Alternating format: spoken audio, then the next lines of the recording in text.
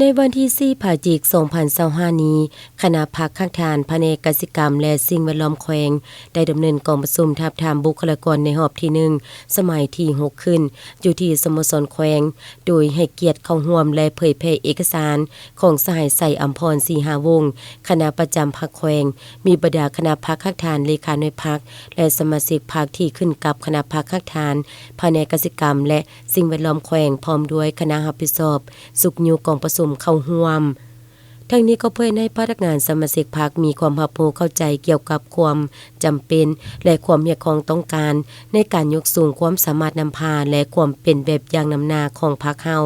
แม่นปัจจัยตัดสินชัยชนะของภารกิจปฏิวัติอยู่ประเทศเฮาและทิศทางยกสูงความสามารถนำพาความเป็นแบบอย่างนำหน้าของพรรคเฮาในต่อหน้า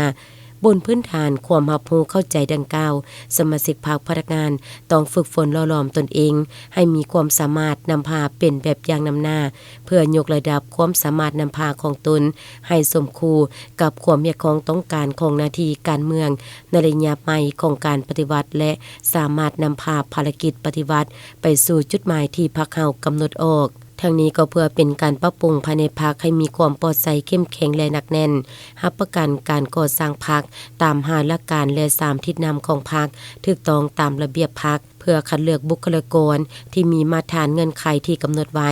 ประกอบเข้าในการจัดตั้งแต่ละขั้นในระบบการเมืองเพื่อบุกทะลุการสร้างการหันเปลี่ยนอย่างแข็งแรงและลึกซึ้งสามารถตอบสนองความเรียกร้องต้องการของหน้าที่การเมืองในระยะใหม่เพื่อสร้างความเชื่อมั่นศรัทธาของมหาชนต่อการนำพาของคณะพรรคแต่ละขั้นก็คือพนักงานสมาชิกพรรคการดำเนินกองประชุมพรรคขั้นศูนย์กลางและท้องถิ่นแม้นหลักการจัดตั้งของพรรคเฮามีความหมายในการปรับปรุงเปลี่ยนแปลงภายในพรรคให้มีความปลอดภัยเข้มแข็งและหนักแน่นเป็นบ้านดำเนินชีวิตการเมืองในทั่วองค์คณะพรรคเน้นใส่ยกสูงความสามารถนำพาของคณะพรรคนับแต่ขั้นหลักฐานขึ้นมาให้สมคู่กับการเร่งทวงของหน้าที่การเมืองในระยะใหม่